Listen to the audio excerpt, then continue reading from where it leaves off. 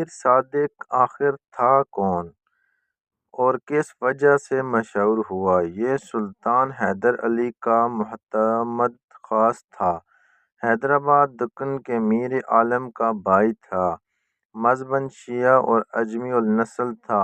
میر صادق متحدہ ہندوستان میں مسور کے سلطان ٹیپو سلطان کے دربار میں وزیر کے عہدے پر فائز تھا۔ سلطان حیدر علی نے ایک مرتبہ اسے معزول کر دیا، اگرچہ پھر بحال بھی کر دیا، لیکن میر صادق نے یہ بات دل میں رکھی اور اپنی توہین کے انتقام پر تلا ہوا تھا۔ تیسری مسور کی جنگ کے بعد ٹیپو سلطان نے اصلاحات کی ایک مجلس قائم کی جس کا نام زمرہ غم نباشد رکھا۔ اس مجلس کے قیام کی وجہ یہ تھی کہ عوام میں سلطنت کی ذمہ داری کا احساس پیدا ہو۔ میر صادق نے اسے ناکام بنا دیا۔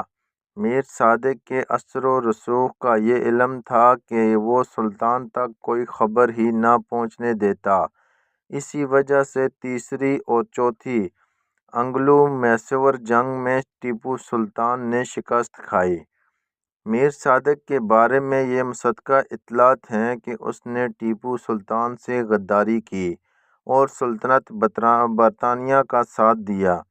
سرنگا پٹم کے محاصرے کے دوران آخری دن 4 مئی 1799 کو انگریزوں کی آمد کی خبر سن کر جب ٹیپو سلطان ڈگی دروازے سے باہر نکلا تو میر صادق نے دروازہ اندر سے بند کرا دیا۔ اس غدار کو خوف تھا کہ سلطان واپس آ کر انگریزوں سے صلح نہ کر لے۔ دروازے بند کر دینے کے بعد اس نے فصیل قلعہ پر سلطان کی موجودگی کی اطلاع انگریزوں کو دی، جس کا نتیجہ یہ نکلا کہ انگریز فوج نے 3 طرف سے سمیٹ کر فیصل قلعہ پر گولیاں برسائیں، جس کی وجہ سے مسور میں اس جنگ کے دوران ٹیپو سلطان کو شہید کر دیا گیا۔ اس شخص سے اسلامی ریاست مسور ختم ہو گئی۔ میر صادق کو 1799 میں سرنگا پٹم کے جھڑپ کے دوران قتل کر دیا گیا تھا۔ علامہ اقبال نے بطور غدار میر جعفر کے ساتھ اس کا بھی تذکرہ کیا۔ جعفر از بنگال و صادق از دکن ننگ دیں ننگ قوم ننگ وطن۔ ٹیپو سلطان کو فرانسیسی مشیروں نے مشورہ دیا تھا کہ وہ قلعہ کی خفیہ سرنگ کے ذریعے فرار ہو کر کسی محفوظ مقام تک پہنچ سکتے ہیں، لیکن سلطان نے کھڑک کر وہ جملہ بولا جس کی گونج آج بھی سنائی دیتی ہے: شیر کی ایک دن کی زندگی گیدڑ کی 100 سالہ زندگی سے بہتر ہے۔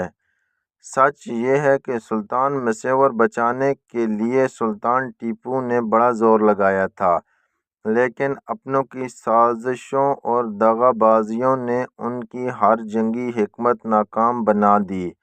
نظام دکن اور میر صادق جیسے ہم مذہب غداروں نے بھی اپنا حصہ ڈالا تھا۔